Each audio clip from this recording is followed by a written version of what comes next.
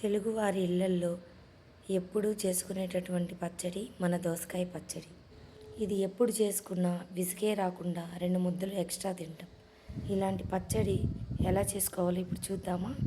ముందుగా ఇలా ఒక పెద్ద సైజు ఉన్న దోసకాయని తీసుకొని దానిపైన ఉన్న పీల్ని అయితే తీసివేయాలి. ఇప్పుడు ముక్కలు ముక్కలుగా కట్ చేసుకొని 4 టమాటాలు, కొన్ని పచ్చిమిర్చి, 4 ఎండుమిర్చి, రుచికి సరిపడా చింతపండు. ముందుగా స్టవ్ వెలిగించి బాండలు పెట్టి అందులో 1½ స్పూన్ అయితే ఆయిల్ అయితే వేసుకోవాలి. ఆయిల్ హీట్ అయ్యాక ఇందులో కొంచెం ఆవాలు, కొంచెం జీలకర్ర, కొన్ని ధనియాలు వేసుకోవాలి.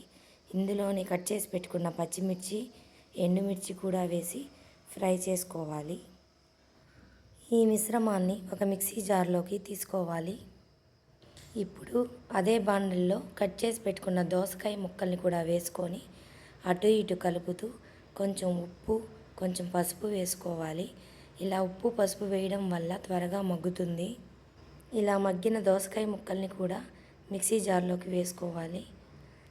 ఇప్పుడు కొంచెం ఆయిల్ వేసి అందులో టమాటాలు, కొంచెం చింతపండు వేసి మెత్తగా అయ్యేంత వరకు ఉడికించుకోవాలి.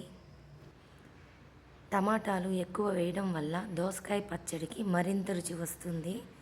ఇప్పుడు ఇలా మగ్గిన ఈ టమాటా ముక్కల్ని కూడా మిక్సీ జార్లోకి వేసుకోవాలి. ఇప్పుడు 5 నుంచి 6 వెల్లుల్లి రెబ్బలు, రుచికి సరిపడా సాల్ట్ వేసుకొని బరకగా మిక్సీ పట్టుకోవాలి.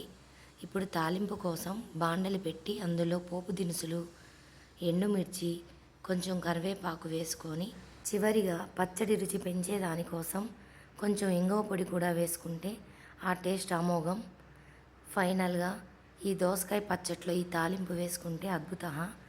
రుచి మాత్రం చాలా బాగుంటుంది. మీ ఇంటికి ఎవరైనా అతిథి వచ్చినప్పుడు మీ వంటతో పాటు ఇలాంటి దోసకాయ పచ్చడి చేసి పెట్టండి. వాళ్ళు లొట్టలేసుకుంటూ తింటారు. వీడియో నచ్చితే లైక్ చేయండి, సబ్స్క్రైబ్ చేసుకోండి.